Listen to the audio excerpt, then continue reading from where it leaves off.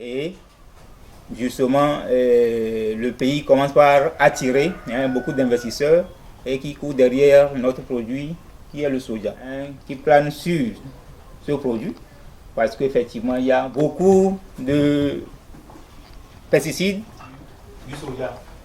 Donc le risque est énorme. Alors, je l'avais dit tantôt, depuis 2021, on a commencé ce programme.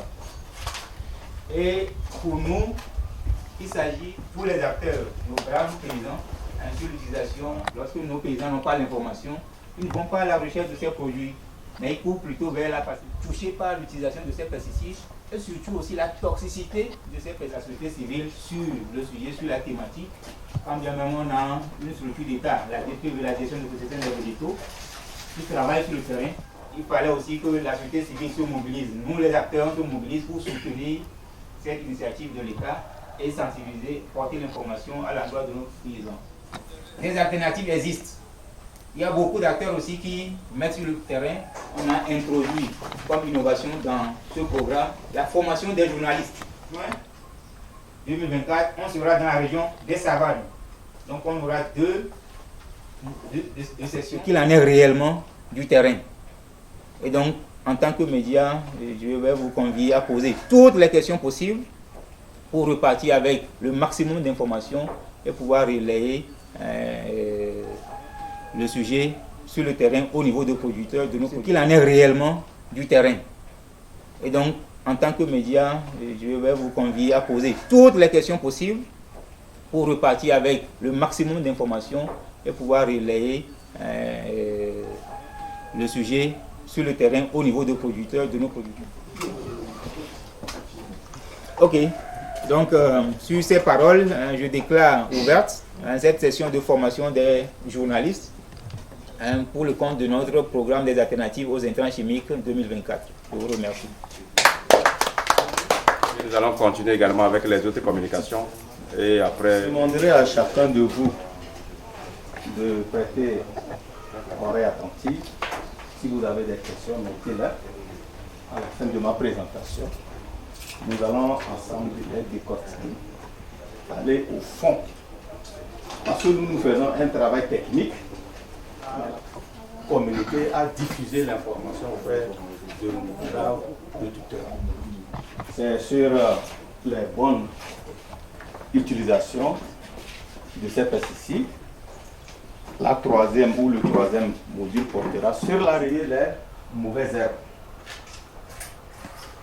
Troisième classe, ce sont des fongicides.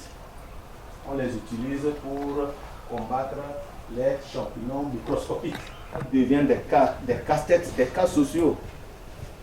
Tout ça, les pesticides aussi sont à l'origine. Nous sommes en face des hommes de médias aujourd'hui. Et c'est par ce canal on va essayer de sensibiliser la population. Voilà. Quel est le message concrètement, nous? Capacité. Nous, en tant que les journalistes qui sont en train de suivre cette présentation, et nous sommes en train de voir les méfaits, les dangers. On voit des revues, je ne sais pas si c'est un journal pour eux. Et donc, ils nous envoient ça. Et en fait, notre radio, c'est... Par rapport à ce diapo, personne qui a besoin de ce produit. Il a pris le produit, oui, il est en train de lire.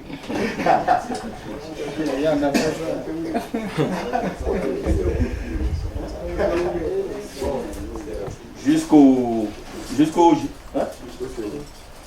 cheville, j'ai cru entendre jusqu'au genou, j'allais dire mais finalement si c'est jusqu'au genou, masque à gaz et non cache-nez. Cache-nez c'est contre la poussière. Un traitement pendant ou à l'encontre du vent. Ok, on finit maintenant avec avant. On tombe dans pendant. Il y a des périodes pendant lesquelles vous pouvez faire le traitement. Mais au-delà de ces périodes, on ne vous conseille pas. Nous, au cours du traitement, pendant le traitement, nous n'avons pas le droit. Vous savez que les végétaux, c'est des êtres aussi vivants comme nous. En général, ça peut être un atomiseur, Donc à la fin du traitement, il faut vraiment l'entretenir. Parfois, lesquels ces intrus-là vont se sécher qui peut demain compromettre vos opérations de traitement. Donc, oui. Certains tentent de mettre le doigt dans la bouche pour que la personne puisse vomir. Peut-être même ce n'est pas pour le permettre d'atteindre un centre de santé. C'est mieux de le conduire à l'hôpital que de mettre chose. Le fait de le forcer à faire chose peut l'emporter. Le poste du ministre là, il a reçu des consignes. Et non. Le Togo s'appuie toujours sur l'existant dans le cadre des relations. Souvent, c'est 10% qui reviennent à la DPV pour l'organisation des sessions. Un manque là, ça ne passe pas. D'ailleurs, c'est pas beaucoup. S'il vous plaît, c'est pas beaucoup. Si vous regardez.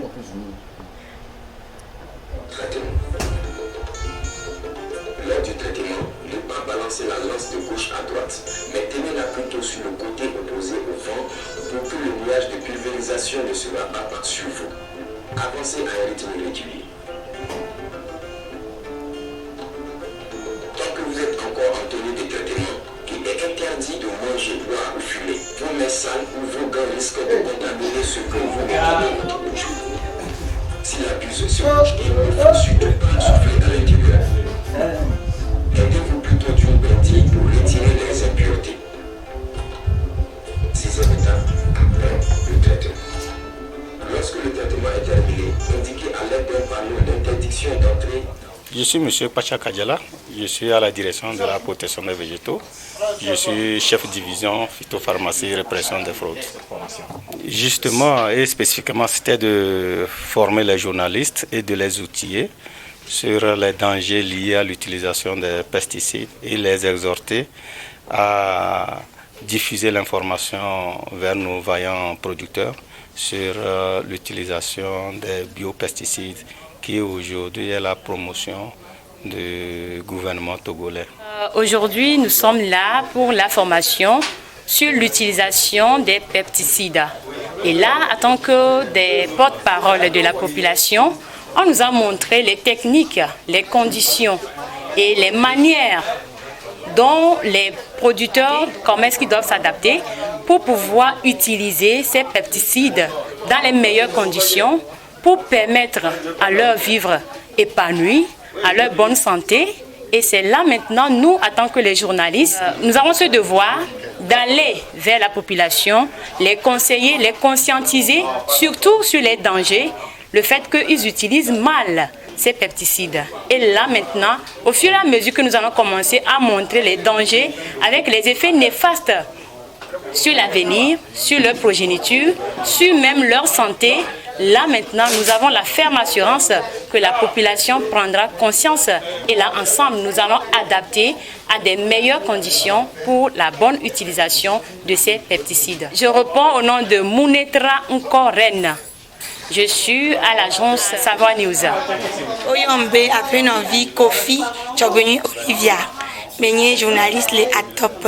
Enya ikemi atem alea pour le gododo ya menye bena ofi ami nucho atike yomi zana na miame nukuo etenye bli kletio le kemia zendo ego kame mi atemazon le eyi kame o le bena miawu nene matike a o eye nuka o je bena miado alors non me ka o nyo bena miano kali mi atem azan atike ya o na miame ala mesin pre amebubu pe ala mesin popo et antio pour nami kure et on a mis mon vovoyo que miatem azana edi benami okata miano agbela la meseme.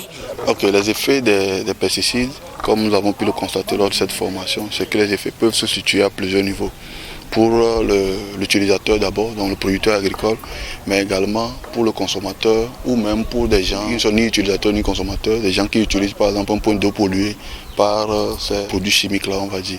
Donc dans un premier temps, nous pouvons déjà remarquer que les produits-là peuvent considérablement irriter, créer des problèmes liés aux différentes maladies cancérogènes qu'on a aujourd'hui dans nos milieux, qui n'étaient pas là il y a peut-être encore quelques décennies à passer. Nous pouvons aussi parler du fait que certains enfants peuvent naître avec des malformations si, entre-temps, les parents avaient été exposés à certains produits ou si la grossesse mère a été exposée à un certain nombre de produits chimiques. N'oublions pas non plus que ces effets des pesticides-là touchent également à la qualité nutritionnelle même des aliments.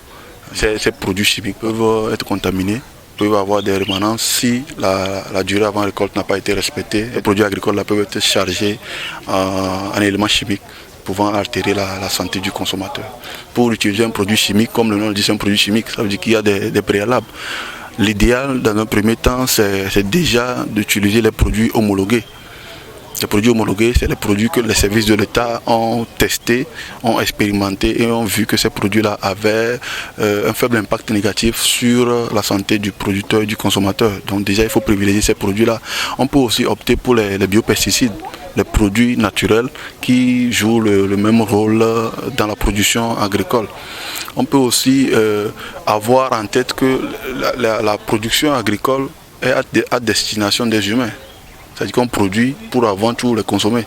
Ça veut dire que si on produit, on sait que la durée avant récolte de tel produit est de 2 semaines ou est de 3 semaines, on ne doit pas privilégier l'argent et mettre le produit sur le marché alors que le produit n'est pas encore consommable.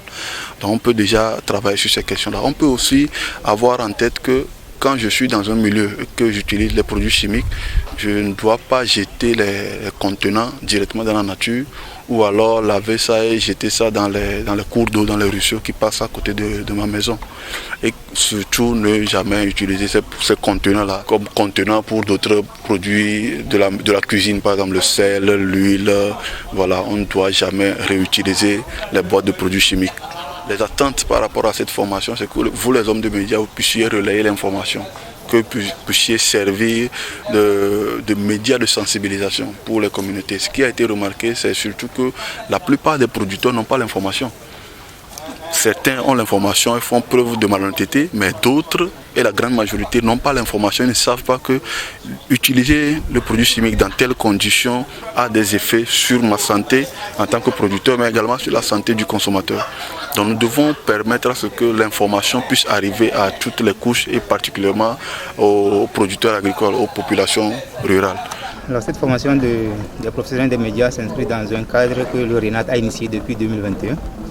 C'est un programme de promotion des alternatives aux intrants chimiques qui rentre dans la promotion des intrants que nos producteurs, nos braves producteurs ont l'habitude de produire pour leur culture à partir de nos ressources naturelles. Il y a également des acteurs, des entrepreneurs locaux qui ont mis en place des produits, des intrants organiques, naturels, conditionnés et qui sont commercialisés sur l'ensemble du territoire. Mais malheureusement, ces informations ne sont pas vraiment partagées et que nous avons encore des paysans qui vont à l'utilisation des intrants chimiques avec des degrés de toxicité élevés. Ou bien ce programme depuis 2021 pour sensibiliser les producteurs à la valorisation des intrants organiques et en même temps à la diminution des intrants chimiques de synthèse. Alors à partir de 2021, on a lancé la première édition. 2022, on a fait la deuxième édition. Et 2024, c'est la troisième édition. Donc on a souhaité venir au centre CADR ici à Koumakonda pour aussi sensibiliser les acteurs de la région, mais également les hommes de médias parce qu'ils sont des moteurs pour véhiculer l'information beaucoup plus proche de nos paysans. Donc on a souhaité passer par eux pour passer l'information et surtout relever le degré de toxicité de ces pesticides de synthèse. Une fois le paysan sensibilisé, derrière, il y aura des formations que nous allons organiser à l'endroit des producteurs.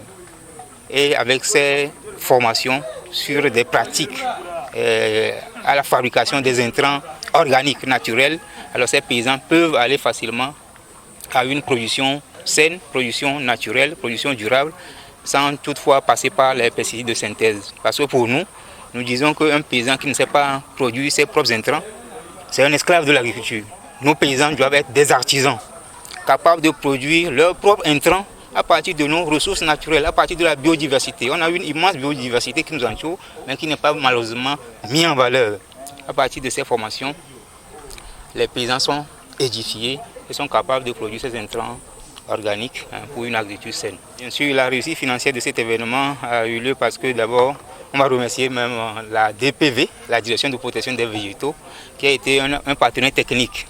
Mais derrière ça, il y a les partenaires financiers comme Terre Humanise, qui est notre partenaire privilégié.